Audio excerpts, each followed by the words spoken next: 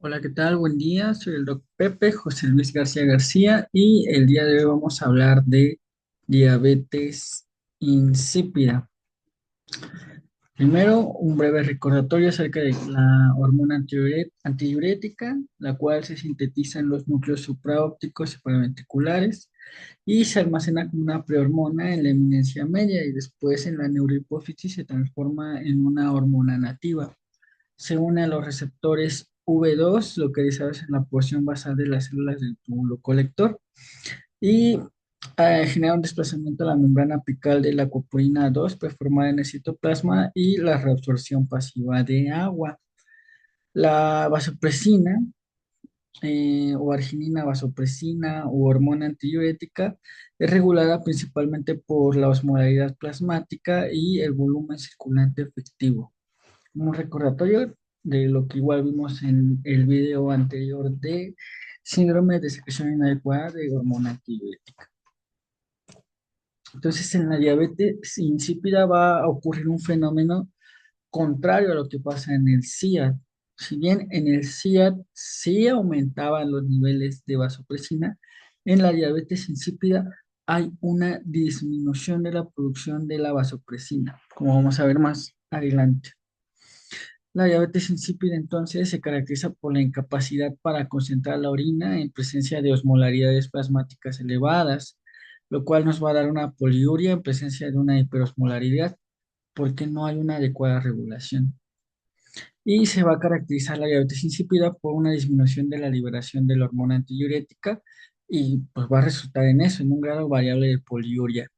Usualmente se va a caracterizar por una triada de poliuria, polidipsia y deshidratación con hipernatremia, porque los pacientes van a tener la sensación de que no tienen los niveles adecuados de líquido intravascular, por lo cual eso los va a llevar a tomar más agua y estos pacientes, a pesar de que están tomando agua, están orinando demasiado, la misma agua que están bebiendo, porque no están liberando la hormona antidiurética que se encarga de evitar la acuaresis o pues, la orina en sí misma. Estos pacientes están con acuaresis, es decir, excretan u orinan agua sin solutos como el sodio, lo cual promueve la hipernatremia. Un dato importante es que la poliuria se define como una diuresis de más de 3 litros en 24 horas o bien más de 3 mililitros por kilogramo en 24 horas de diuresis. Los patrones según el curso evolutivo van a variar. Podemos tener una diabetes insípida transitoria, una permanente o que se presente en fases bifásicas o trifásicas. También va a ser importante que sepamos diferenciar si esta patología tiene un origen central a nivel hipotalámico porque hay una alteración en la liberación de la vasopresina a ese nivel o si hay una alteración en los receptores de vasopresina en los canales de acuapurina en los túbulos colectores. ¿Y qué vamos a tener como causas de diabetes insípida a nivel central? Existen muchísimas, desde que el paciente tenga antecedentes familiares y de desórdenes congénitos como síndrome de Wolfram, deficiencias genéticas de la PCSK1, hipopituitarismo congénito, displasias septoópticas, también que el paciente tenga una complicación derivada de una neurocirugía, de un trauma, distintas etiologías oncológicas como cáncer de pulmón, leucemia, linfoma, síndromes mielodisplásicos y tumores cerebrales pueden ocasionarlo, encefalopatía hipóxica, desórdenes infiltrativos como histiocytosis, granulomatosis, sarcoidosis. También se puede presentar después de una taquicardia supraventricular, o también alteraciones como a la anorexia nerviosa pueden generar que el paciente pues esté con una polidipsia. Y las causas de diabetes insípida nefrogénica También existen hereditarias como son la mutación del gen del receptor de vasopresina B2, mutación del gen de acuapurina 2, intoxicaciones por litio, hipercalcemia, hipocalemia, otras como enfermedad renal, derivados del consumo de fármacos, otros síndromes como el de Bardet-Biedl o el síndrome de Bartter. Pero bien, ¿cómo vamos a diferenciar entre una diabetes insípida de origen central y de origen nefrogénico? Bueno, lo primero es que tenemos que confirmar que el paciente tiene una poliuria hipotónica.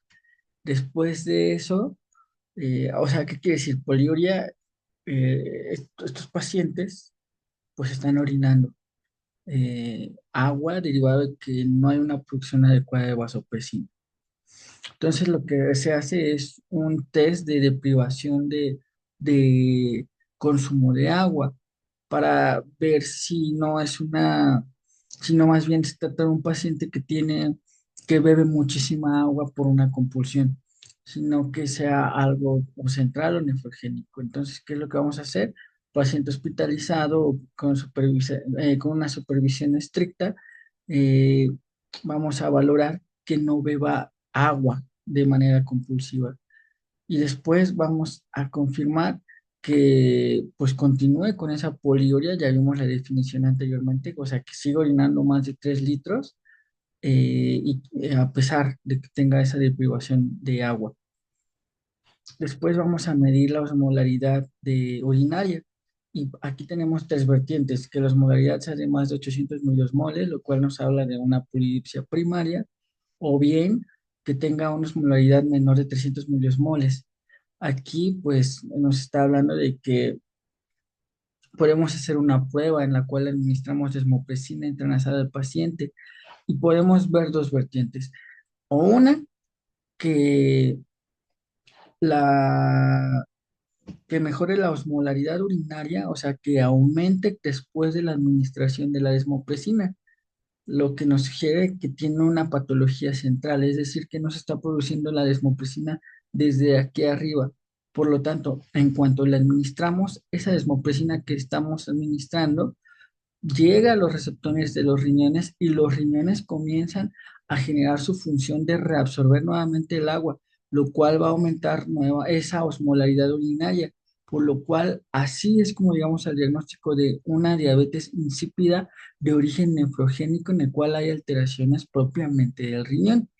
Sin embargo, si a pesar de que administramos la desmopresina, no hay una mejoría del más del 50% en la osmolaridad urinaria, podemos hablar de que no estamos este, ante una patología central, sino ante una diabetes insípida nefrogénica por completo.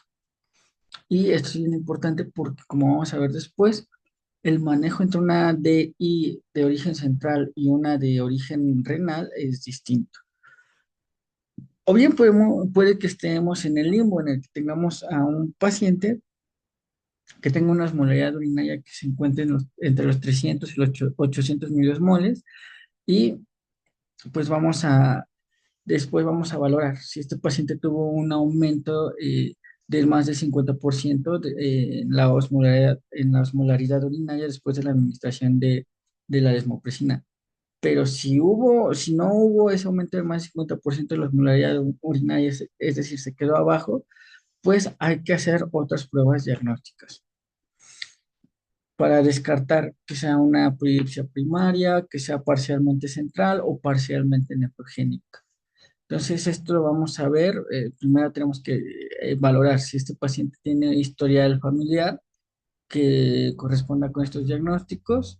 También valorar una resonancia magnética del hipotálamo y la pituitaria. Y también hacer pruebas terapéuticas con dosis estándar de desmopresina para finalmente poder diferenciar entre polidipsia primaria, una diabetes insípida parcial o una diabetes insípida nefrogénica. Entonces, aquí una acotación nuevamente. Hacemos la privación de agua, medimos la osmolaridad urinaria Y si la osmolaridad urinaria está en más de 800, pues hablamos de que ese paciente tiene polidipsia primaria. Polidipsia primaria es cuando un paciente por compulsiones psiquiátricas comienza a beber más agua de lo normal. Em, Se han reportado casos en los cuales pues, si esta gente llega a beber cantidades bestias de agua. Mm, pues nada más hasta aquí, o sea, para hacer un poquito esa diferenciación. ¿Y qué nos quieren? ¿De qué nos está hablando de que, de que el riñón, después de que le privas agua, está con una osmolaridad alta? Pues de que ese riñón está funcionando de manera adecuada a la a vasopresina, por lo cual pues no es un problema meramente de los receptores o de la producción de vasopresina. ¿Cuáles van a ser los objetivos terapéuticos para los pacientes que tienen diabetes insípida? Bueno, el objetivo principal es disminuir la producción de orina y también reponer los líquidos, ya que pues, el paciente tiene un mecanismo alterado de la sed, lo que produce hipernatremia. Asimismo, hay que disminuir la nicturia. Esto se puede hacer con desmopresina a la hora de dormir y diuréticos tiacídicos y AINE, lo cual es el único tratamiento factible para los pacientes que tienen diabetes insípida nefrogénica. Entonces, aquí haciendo las acotaciones, ¿qué tratamiento le damos a un paciente que tiene diabetes insípida central? Se le va a administrar desmopresina nasal a una dosis que va entre los 10 a 100 microgramos día o una dosis intramuscular, o incluso se pueden administrar por vía oral. También eh, se le podemos brindar al paciente, en los pacientes que tienen diabetes insípida nefrogénica, AINES, tiazidas, amiloridas, restricción de sal y por supuesto desmopresina cuando el paciente tiene una forma parcial de diabetes insípida. ¿Qué es importante saber aquí? Por ejemplo, el mecanismo de acción de las tiazidas suena un poco paradójico en un paciente que tiene diabetes insípida. Si recuerdan, estos pacientes tienen poliuria porque le vamos a dar un, un diurético. Bueno, las tiazidas actúan a nivel del túbulo eh, contorneado proximal o de las primeras porciones del túbulo contorneado. Ahí va a disminuir, suena un poco paradójico, pero se disminuye la producción inicial de orina, lo cual pues disminuyendo esta pues va a generar que llegue menos agua al túbulo colector. Funciona, sé que suena paradójico, pero sirve. Pero en otros casos pues las tiazidas son también una buena opción como diurético, o sea, para orinar más, pero con solutos. O sea, las tiazidas lo que hacen es disminuyen la acuaresis, pero pues sí generan un efecto diurético. Diurético. No es lo mismo diuresis que acuaresis. La acuaresis es orinar agua únicamente. Y pues nada, en los pacientes que tienen diabetes insípida dipsogena, o sea, con un trastorno psiquiátrico de fondo, pues tiene que tratar ese trastorno subyacente y restringir la ingesta de agua. Y pues nada, hasta aquí el video del día de hoy. Espero que les haya agradado. Ya saben, pueden dejarme comentarios, noticias, preguntas, datos curiosos en la caja de comentarios que estoy abierto para contestar y recibirlas. Y pues nada, es todo el día de hoy. Chao, chao.